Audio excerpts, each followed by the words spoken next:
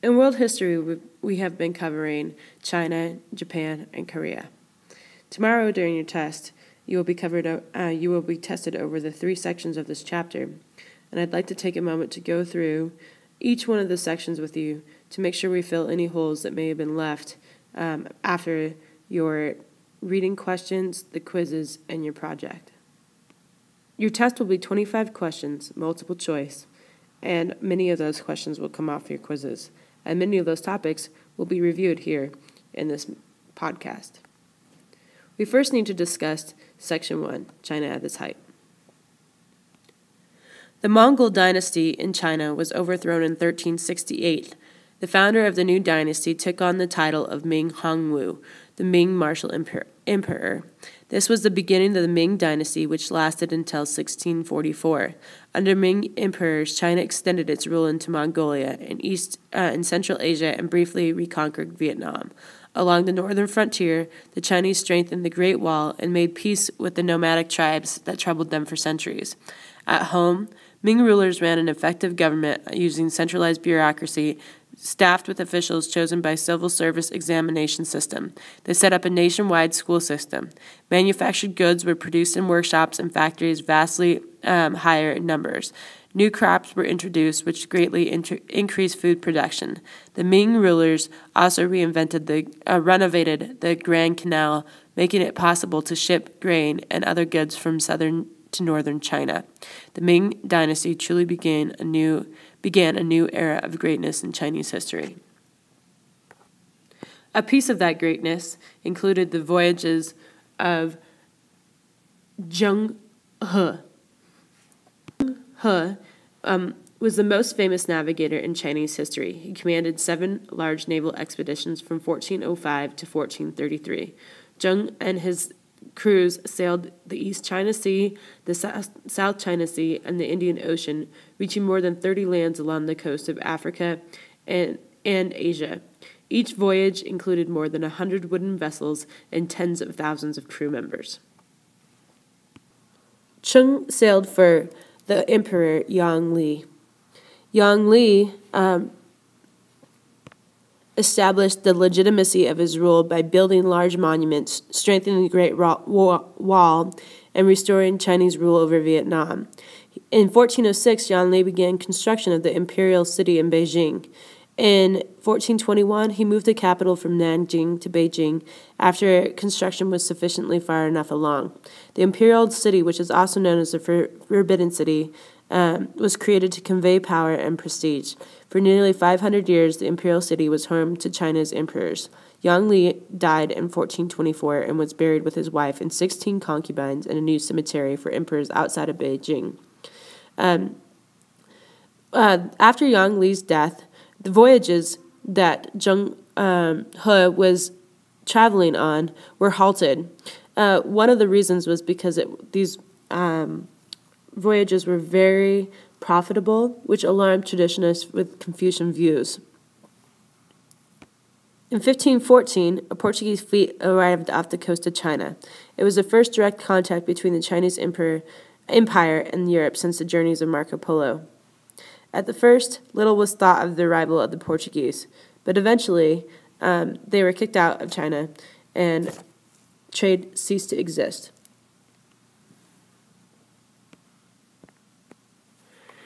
After a period of prosperity and growth, the Ming dynasty gradually began to decline.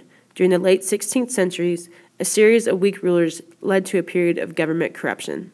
This also caused high taxes, and crop yields began to decline because of harsh weather. The suffering that was caused by this epidemic helped spark a peasant revolt, and the revolt began in central China and spread to the rest of the country.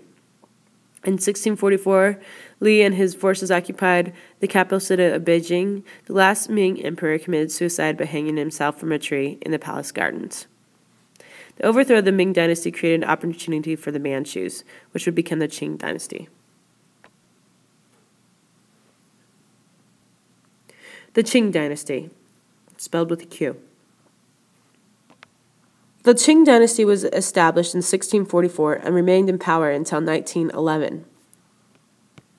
At first, the Chinese resisted the new rulers. At one point, rebels seized the island of Taiwan just off the coast of China. The new Manchu government evacuated the coastline across from the island in preparation for an attack on the rebels. To make it easier to identify the rebels, the government ordered all men to adopt Manchu's dress and hairstyles.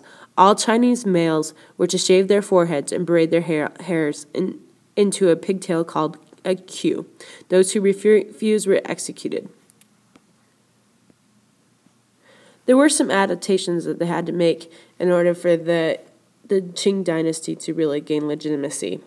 The Qings were a very small amount of the population, and so they dealt with this reality in two ways. First, the Qing tried to preserve their distinct identity within the Chinese society. The Manchus, who made up of only 1% of the population, were defined legally as distinct from everyone else in China. The Manchu nobility maintained a large land holding and received revenues from the state treasury. Other Manchus were organized into separate military units called banner. The bannermen were chief fighting force of the empire. Second, the Qing dealt with the problem of ethnic differences by bringing the Chinese into the imperial administration. So essentially, they shared the power. More than 80% of the lower posts were filled by the Chinese, although they held much a smaller share of the top position. The Manchus sharing the power won the support of many Chinese. Kangxi was the emperor of China from 1661 until 1722. His reign was the longest of any emperor in Chinese history. Kangxi ruled during a prosperous time in the Qing dynasty. A dynasty is a series of rulers from the same family. Kangxi became known as one of China's greatest leaders. Early on, Kangxi's chief task was the consolidation of the empire. In 1673, warlords in the southern provinces rose up in a revolt of the three feudatories. In 1681, after years of bloody warfare, the emperor's forces defeated the warlords. With China firmly under control, Kangxi soon attached Taiwan to China.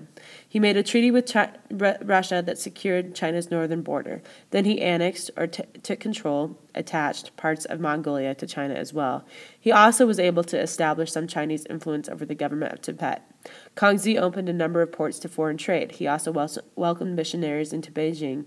Kangxi began a series of projects to ease flooding along China's largest rivers. He also made great efforts to learn the arts, customs, and religions of China's ethnic groups. Kangxi commissioned a dictionary of Chinese characters called the Kangxi Dictionary, a massive encyclopedia, and a collection of poems written during the Tang Dynasty. Kangxi died in December 1722. He was buried at the Jingling Mausoleum outside of Beijing. Qianlong, who ruled from 1736 to 1795, was an outstanding Qing ruler. During his reign, however, the first signs of eternal decay began to appear during the Qing dynasty. As the emperor grew old, he fell under the influence of destructive elements of the court. Corrupt officials and higher taxes led to unrest in rural areas. Growing pressure on the land because of population growth also led to economic hardship for many peasants. In central China, unhappy peasants launched a revolt known as the White Lotus Rebellion. The revolt was suppressed, but the enormous expenses of fighting the rebels weakened the Qing dynasty. Unfortunately for China, the Qing dynasty was declining just as Europe was seeking more trade. At first, the Qing government sold trade privileges to the Europeans. However, to limit the contracts between European and the Chinese, the Qing confined all European traders to a small island just outside of Guangzhou. The traders could reside there only from October to March and could deal with only a limited number of Chinese firms licensed by the government. For a while, the British accepted the system, but by the end of the 18th century, however, some British traders had begun to demand access to additional cities along the Chinese coast. At the same time, the Chinese government was under pressure from its own merchants to open China to British manufactured goods. In 1793, a British mission led by Lord George Macartney visited Beijing to seek more liberal trade policies. However, Emperor Qianlong wrote to King George III that China had no need of England's manufacturers. Made with Doodlecast Pro.